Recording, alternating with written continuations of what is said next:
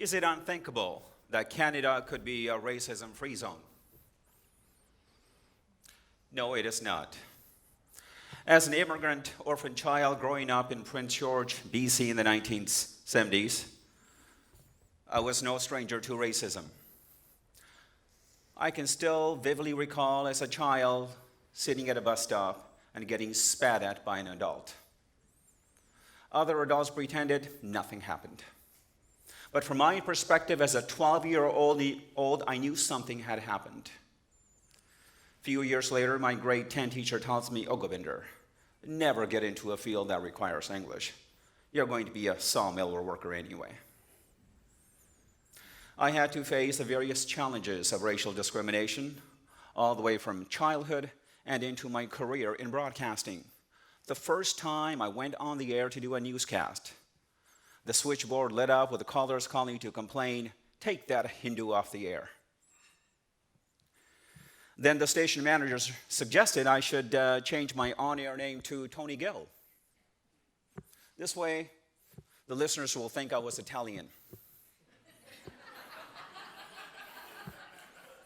It worked. Callers stopped calling to complain. The effects of racism left me feeling different, unwanted. In some ways, it emptied my soul time after time after time. But early in my life, I had decided I was going to pursue my goals, and it was okay if I failed. Because I felt even if I failed, well, I didn't really fail. I would just know what to do or how to do something next time.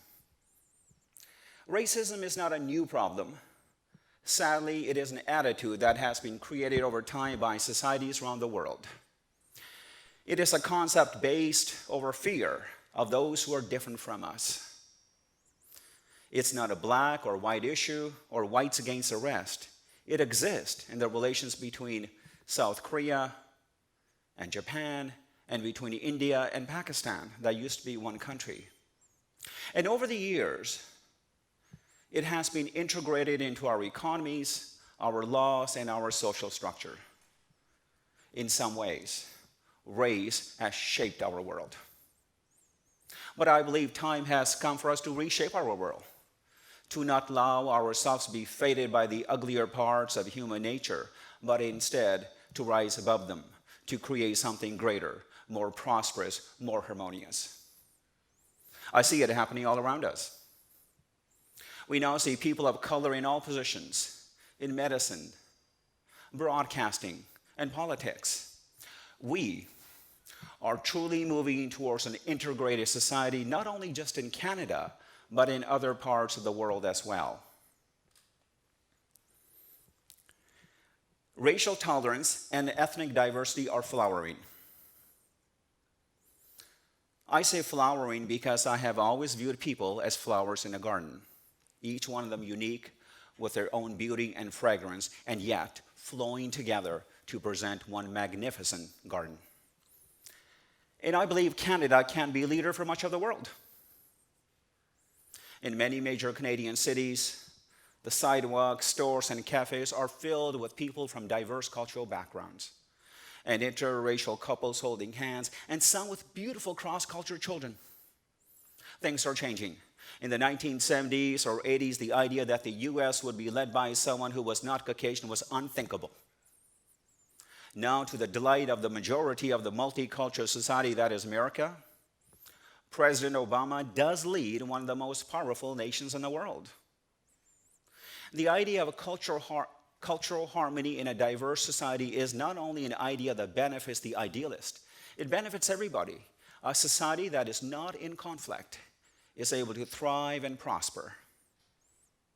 Time has also come for businesses to embrace diversity. China, India, Brazil, and Russia are leading the way into the economic future.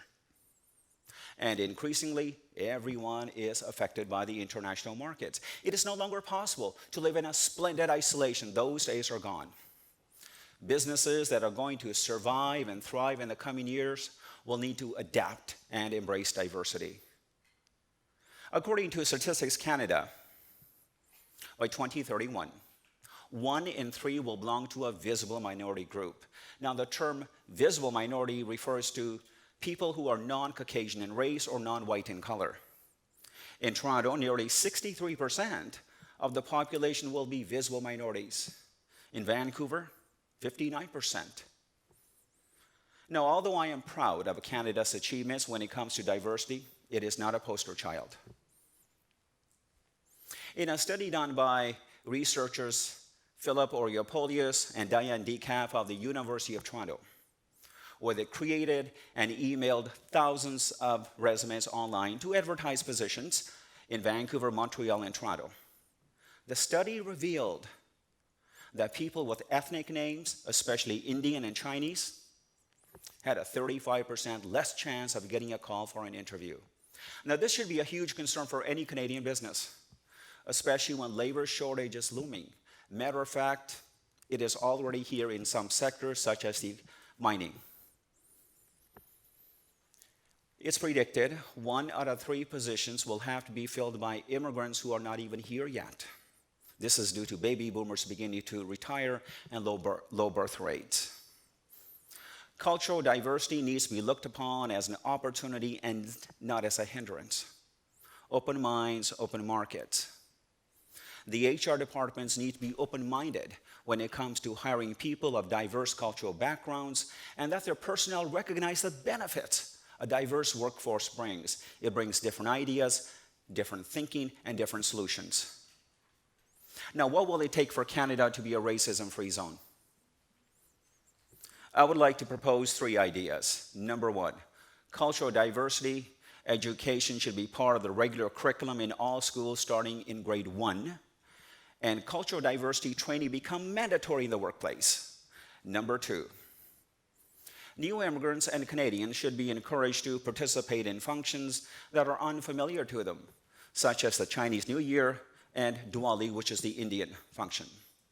Number 3, new immigrants should be encouraged by all levels of governments and community leaders to assimilate into the mainstream society.